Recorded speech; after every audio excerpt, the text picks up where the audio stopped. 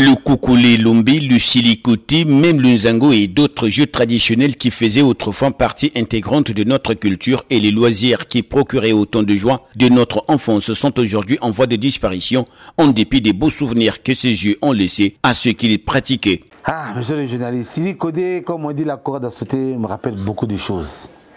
Comme on dit, l'enfant s'épanouit. Aujourd'hui, l'enfant s'épanouit. Des vins, des saucissons, des jambons, des fromages dans le frigo. Nous, on n'a pas connu ces histoires. Quand on était dans la rue, c'était autour de 15h30, 16h. La ruelle était animée. C'était beau le quartier. Sans distinction ethnique. On ne connaissait pas qui est qui, mais sinon, il y avait de l'amour, et puis amour à sincère. C'est dit, on pouvait faire ça à 2, à 3, à 4.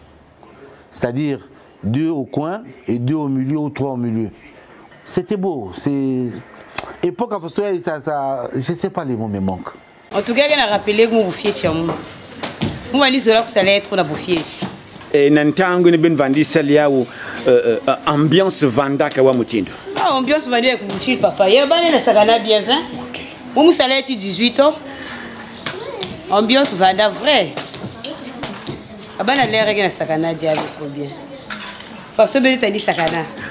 Ces jeux étaient le socle dans la socialisation des enfants entre eux et par ricochet des familles qui vivaient en symbiose et baignaient dans une véritable coexistence pacifique comme des vrais Africains, toujours solidaires et unis. Dans la ruelle, il y avait tout.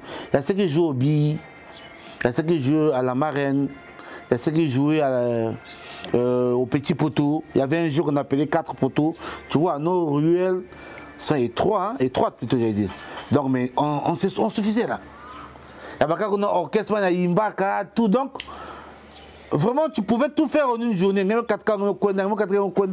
Et c'était de l'ambiance. Personne n'enviait personne. On s'aimait sans intérêt, sans savoir qui est Mboshi, qui est Bembe, tout. On n'a pas connu ces histoires-là. Même à l'école, on ne nous en parlait pas. Mais vraiment, ça nous manque. Les regrets sont immenses, certes, mais les facteurs déterminants causant la disparition de ces jeux sont aussi majeurs et plusieurs. Ces jeux-là n'existent plus. Il n'y a plus rien. Même quand vous passez dans les rues, c'est difficile de voir les enfants en train de jouer. C'est les côtés, il n'y en a plus. Surtout ça, c'est pas la peine. Les enfants d'aujourd'hui, c'est quoi maintenant? C'est la télé. Ils sont libres de suivre tout ce qu'ils veulent à la télé, les dessins animés. Après les dessins animés, c'est des téléphones Android, l'automobile Android, ordinateur, que les parents ne surveillent même pas. Plusieurs autres causes peuvent être ajoutées parmi lesquelles le manque d'interaction intergénérationnelle pour passer le témoin à cause des horaires chargés des parents ou du mode de vie. La liste n'est pas exhaustive. Pourtant, si l'on y prend garde, c'est la culture congolaise qui en fera les frais. Tout comme nos langues traditionnelles sont en train de partir, le loisir des enfants aussi sont en train de disparaître. Comme le Nzango, le Silikoté, les jeux de billes, jeux de ngola, la course avec les cerceaux.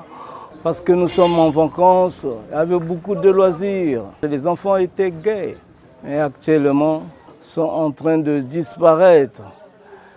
Et notre patrimoine culturel est en train de s'enfoncer. C'est ça que nos parents, nous sommes en train de regretter. L'initiative prise par les autorités compétentes d'élever le Nzango au rang de sport national et continental est louée. Mais il reste encore plusieurs jeux traditionnels à sauver afin de pérenniser notre patrimoine culturel pour les générations futures. On a tout ce qu'on veut.